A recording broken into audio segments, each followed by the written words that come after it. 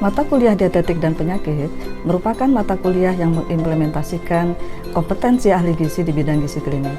Tujuan pembelajaran dari mata kuliah ini adalah diharapkan mahasiswa mampu menerapkan asuhan gizi, khususnya pada penyakit tidak menular, secara inter dan multidisipliner. Oleh karena itu, di dalam rangkaian pembelajaran perkuliahan, ada kegiatan kunjungan lapangan ke rumah sakit. Diharapkan mahasiswa secara langsung dapat melihat kasus-kasus nyata yang ada di rumah sakit dan bagaimana proses asuhan gizinya.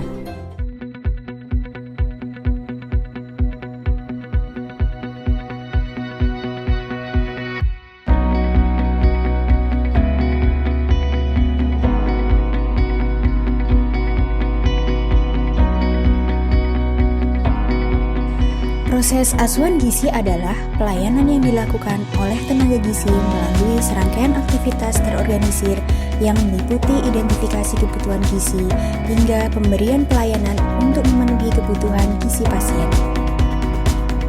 Langkah pertama yaitu nutrition assessment atau pengkajian gizi yang diawali dengan penggalian data objektif melalui rekam medis pasien berupa data laboratorium, riwayat penyakit, dan pengobatan pasien.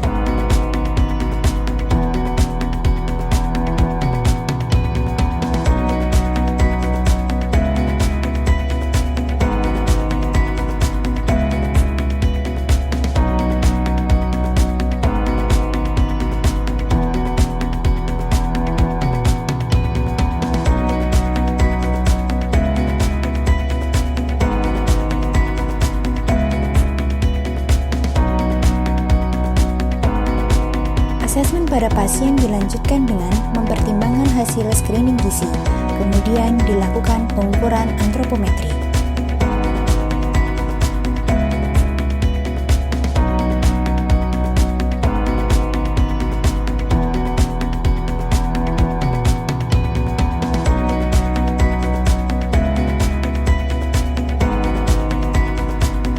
Pengkajian riwayat terkait makan dan gizi dilakukan untuk mengetahui kebiasaan makan pasien.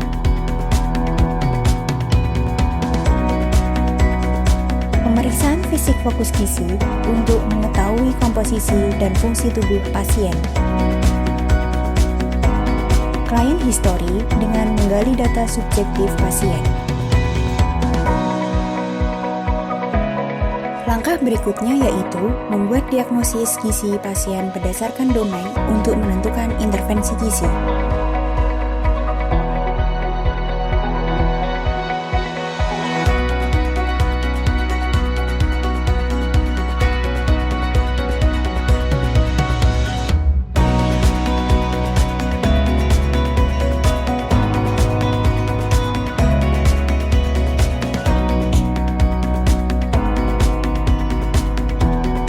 Intervensi untuk domain asupan dengan memberikan diet sesuai kebutuhan harian dan penyakit pasien.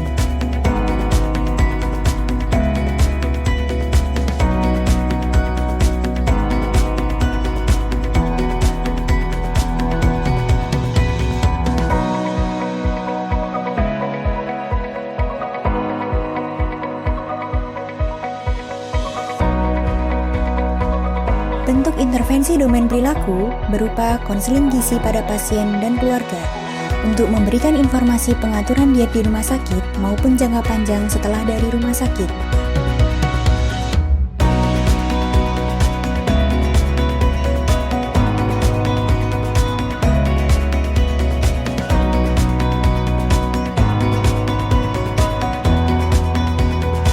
Setelah intervensi, akan dilakukan monitoring dan evaluasi terhadap diet pasien, salah satunya melalui visual Comstock dengan melihat sisa makanan pasien.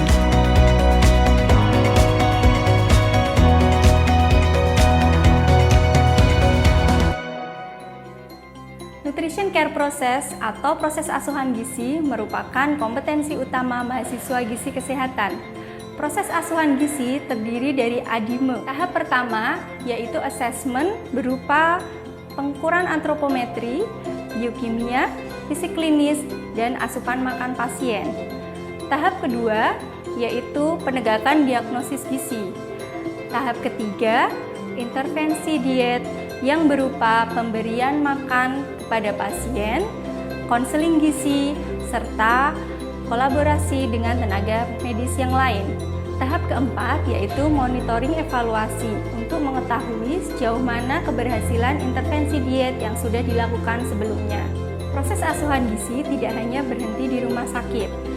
Ahli gizi harus dapat memberikan rekomendasi yang dapat diaplikasikan oleh pasien saat di rumah, sehingga dapat mengoptimalkan kesembuhan pasien.